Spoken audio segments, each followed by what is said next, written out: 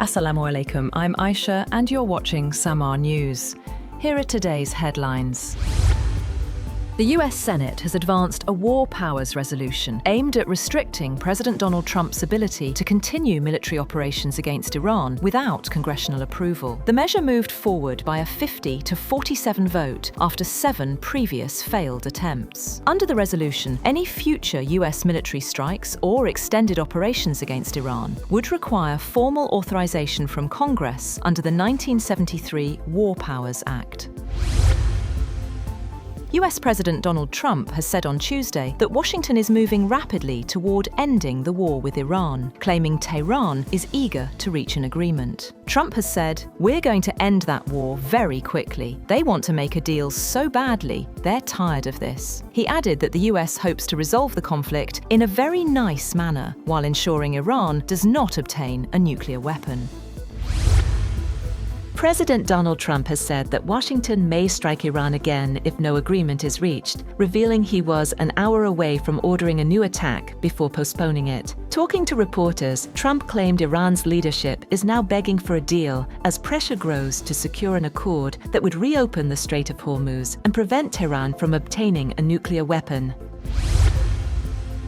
Iranian Foreign Minister Abbas Araghchi has warned that Tehran learned from previous attacks, and any renewed war would feature many more surprises. Araghchi has claimed the United States had suffered major military losses, saying the US Congress had acknowledged the destruction of dozens of aircraft worth billions of dollars, including an American F-35 fighter jet. Separately, Iranian Foreign Ministry spokesman Esmail Bakai has said that Tehran holds no hostility towards neighbouring countries and that negotiations with the United States were continuing through Pakistani mediation. During a weekly news briefing, Bakai has said that the United States and Israel posed a threat to the region and that regional countries, particularly the United Arab Emirates, should learn lessons from recent developments. He also said that Iran maintained cordial relations with countries across the region.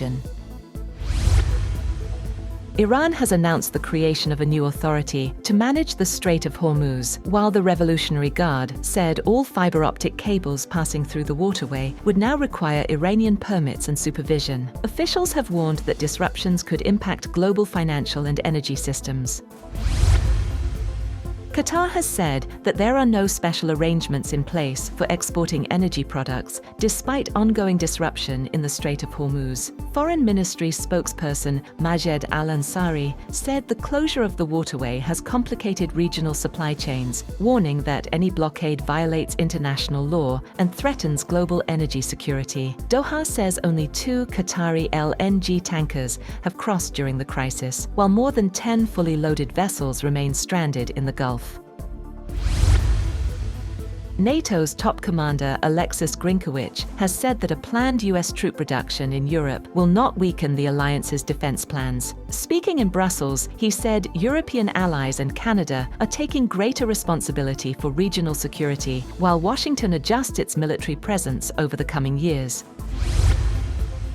Russian President Vladimir Putin has arrived in Beijing for a 2-day visit, where he is expected to hold talks with Chinese President Xi Jinping. Chinese Foreign Minister Wang Yi greeted him at the Beijing Capital International Airport. This marks Putin's 25th visit to China, with the two presidents set to exchange views on bilateral relations, cooperation in various fields, as well as international and regional issues of mutual interest.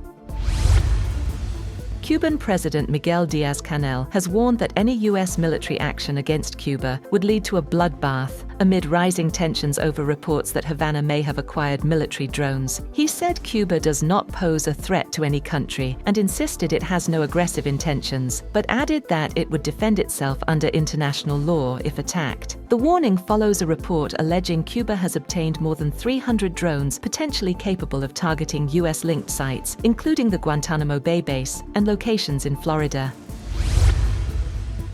Field Marshal Syed Asim Munir says Pakistan's national progress cannot be derailed by propaganda, misinformation, or foreign-sponsored terrorism, reaffirming the armed forces' commitment to eliminating militancy. According to ISPR, he made the remarks during a visit to Qatar garrison, where he addressed officers and faculty at the Command and Staff College and reviewed training standards. He stressed the need to adapt to modern warfare and emerging technologies, urging officers to enhance their skills to meet evolving security challenges. Munir reiterated that Pakistan's counter-terrorism efforts will continue with full public support, calling national unity a key strength.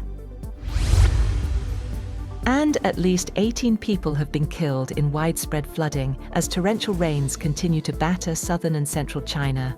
Schools and businesses have been shut, transport and power supplies disrupted, while emergency crews evacuate residents from affected areas. Chinese authorities have launched disaster responses and allocated millions in relief funds as severe weather moves east and south. That's all for now. For more updates, visit www.samaa.tv. Thank you for watching Samaa News.